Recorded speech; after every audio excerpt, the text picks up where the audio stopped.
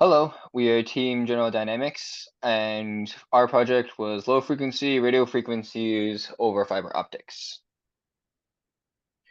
Our technical directors consisted of Michael Bronner and Dr. Charles Jewart. The team consisted of myself, Brandon Ye, who is a electrical engineering and Chinese double major, and my partner, who is also electrical engineering, Antonio Venmahabo. So with our project motivation, over fiber technology has a potential for improved signal reliability and quality. It has a greater hardware arrangement flexibility, as well as a greater signal bandwidth types and link distance. And so our project motivation is to gain proof of concept of low frequency applications for these RF over fiber system by investigating literature relevant for low frequency RF over fiber communication systems, as well as developing a simulation model for this communication system.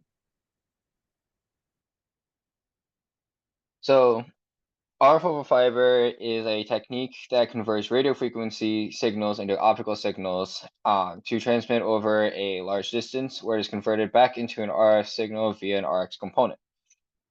This allows RF signals to travel across large distances with minimal to no signal loss, with the great benefit of fiber optics being more durable and offering a higher bandwidth and are immune to electromagnetic interference compared to their copper coaxial counterparts.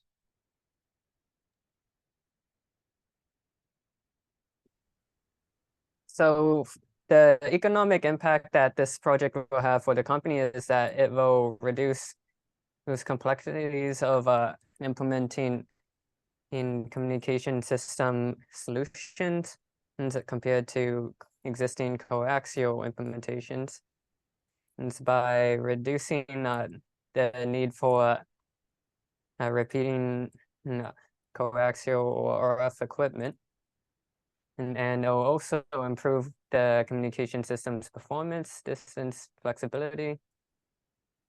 And it would demonstrate the potential of this RF over fiber technology for further development.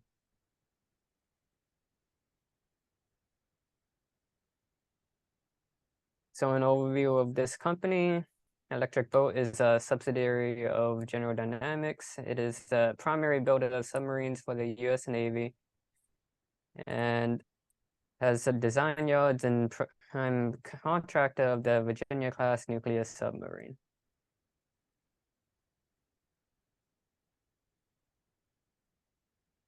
The anticipated best outcome of this project is a prototype proposal of a low frequency radio frequency over fiber system that can replace the currently existing coaxial cabling communication system. And currently there are no fiber products available for communication of low radio frequencies.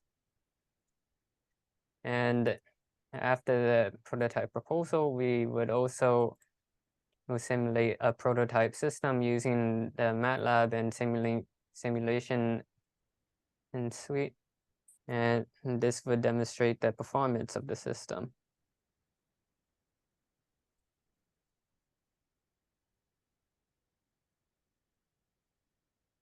So, for the key technical accomplishments in this project, well, we have not achieved the anticipated best outcome. We were able to develop trade studies of potential radio frequency over fiber system architectures.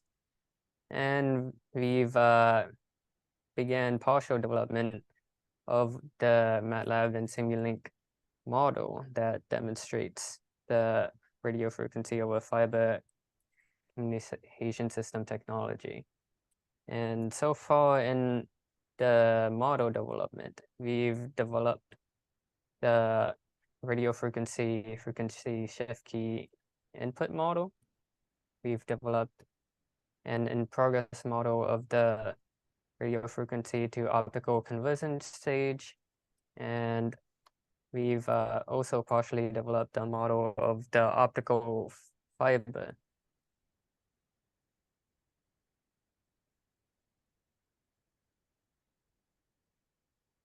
So as you can see here, this is a simple block model of a project. So in this design, we have the RF pre-processing stage and the RF to fiber conversion stage, which are grouped together in the RF to fiber transmission device, which we be designing, and that would interface with the antenna and be receiving the FSK input from the antenna. And it would be sending in optical data through the fiber optic link into the undeveloped fiber to RF receiver device that we would be hoping that we were hoping to achieve in designing, but we were unable to at this point. But theoretically, yeah, this design would also have fiber to radio frequency conversion stage and radio frequency post-processing, so that the received optical signal is in a format that is ready for the radio terminal to receive. So for this kind of project, key topics that we've studied towards the development of design is modulation and demodulation techniques, electrical to optical signal conversion techniques, and fundamentals of fiber optics and photonics. We would also I'm looking to study techniques to convert from optical to electrical as well.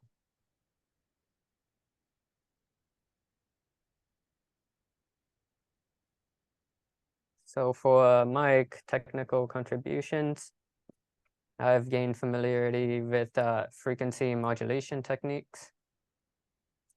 I've performed trade studies to determine designs to implement, which I'll describe more in the next slide. And I've also collaborated on portions of the Simulink simulation with my partner, Brandon Ye. Specific parts include implementation of the RF input model and part of the RF to optical conversion subsystem, which is still in progress.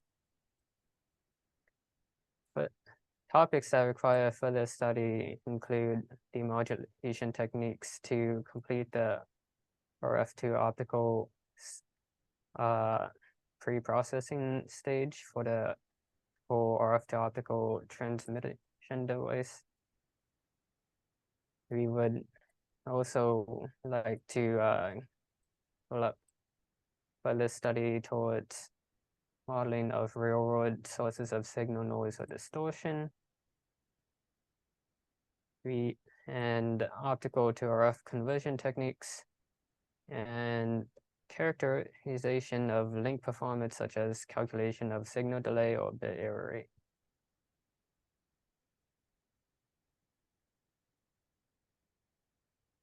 So for the trade study, we used the trade study as a form of design down selection. So we've came up with potential design concepts that we can implement in our potential prospective design for the RF to optical communication system. We've considered including an upconverter to convert the low frequency RF signal into an intermediate frequency that would be compatible with existing commercial off-the-shelf radio frequency over fiber systems. We've considered analog to digital conversion of these low frequency radio frequency signals, and then we would transmit the corresponding digital sample representations of the low frequency RF signal over the fiber instead of the actual RF signal waveform. And then we would reconstruct the RF signal waveform from the digital samples that we've transmitted over fiber. We've also considered the modulation of the RF signal and transmitting its corresponding digital baseband message. We also considered direct on-off keying of optical transmitter, and we've considered Mach-Zehnder modulation of optical transmitter. So what we decided on implementing is the demodulation of the RF signal to obtain its corresponding digital baseband message signal, and then transmitting that digital baseband message signal over the optical fiber using Mach-Zehnder modulation, and then reconstructing the RF signal using the baseband received from the fiber link and using its corresponding original carrier frequency.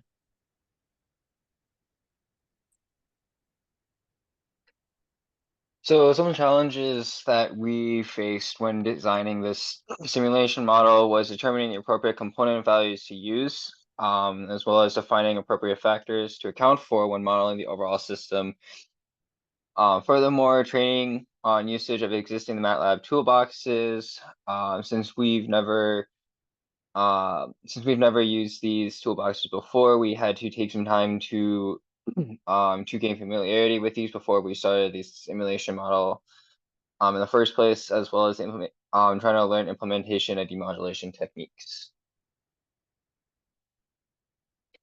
So for my technical contributions, I gained familiarity with frequency shift key modulation, current RF to optical conversion methods, as well as the basic fundamentals of fiber optics and photonics. I more so focused on the simulation itself, including the RF input, in which I collaborated with my partner, Antonio Vemahavong, as well as with the RF to optical conversion subsystem, which is currently in progress, as well as the optical to RF conversion subsystem, which is also still in progress, and the optical fiber subsystem, which is also in progress. I also acknowledge a few topics that were required for future studies, such as the FSK demodulation techniques to complete the RF to optical subsystem, the ABCD matrix, which is used to simulate the certain characteristics of the fiber that can affect the behavior of the optical beam itself, as well as the optical to RF conversion techniques. So this is the first iteration of our RF input on Simulink. We used a Bernoulli binary to generate our initial message, and for our FSK portion, our FSK modulator, we use a voltage control oscillator, or a VCO. The VCO was capable of producing a square wave that would vary its frequency based off of what the Bernoulli binary message was, but as you can see in this switch block output here. The switch helps to control and create these square wave itself, and you can see that when the Bernoulli binary was in its one state, you can see that the VCO produced a higher frequency than when the binary generator was in its off state. And we had a light bulb here that would turn green whenever the VCO was in its one state, and turn blue when the VCO was in its zero state. So this was our first hardware implementation that I developed via LTSpice. This used two 555 timers, as you can see here. This left one here was set to create a square wave of 1 kilohertz. So you see here, it was just a general 010 square wave. And then the second 555 timer here acted as a VCO as a VCO, similar to the one as shown in the previous slide, where it created another square wave here. That would modulate between when it was in a zero state, a frequency of 45 kilohertz, and when it was on state, a frequency of 65 kilohertz. So this is the current model that we have. The data input here displays our message. The input polynomial is here to ensure that our input wave goes in, can go and fluctuate between 1 and -1. And the frequency modulation equation here acted as our VCO, and this is our output here, and you can see the difference in frequency here. So this is our overall current RF to optical conversion system. Our demodulation block is currently in process. However, this is what we have for our MZM or Mach Center modulation system. This system is used to convert the RF signal into the optical signal in the first place, and it does this by taking in the RF signal here and shifting it and putting it through a phase shifter of I on both ends, and shifting it again with the beam splitter here, and then recombine over here. So this is our current optical fiber subsystem. As of now, we only have the attenuation block here. For future iterations, we plan to input in a bit error rate and a signal to noise along with other factors such as dispersion. And so this is our current model for the optical to RF conversion block. We have a optical amplifier, which as of now does not have a set value. However, in later iterations, we hope to determine a value for the optical amplifier to ensure that the RF signal that comes out remains within the parameter set by the TDs, and then along with a low pass filter to remove or lessen any current noise distribution, along with the eye diagram block, which displays this right here. We would like to acknowledge our Capstone director, Dr. Hari Sunak, along with Mike Smith, who is our consulting technical director from the ELECOMP side, as well as our two technical directors from General Dynamics, Michael Bronner and Dr. Charles George. Thank you for listening to our presentation.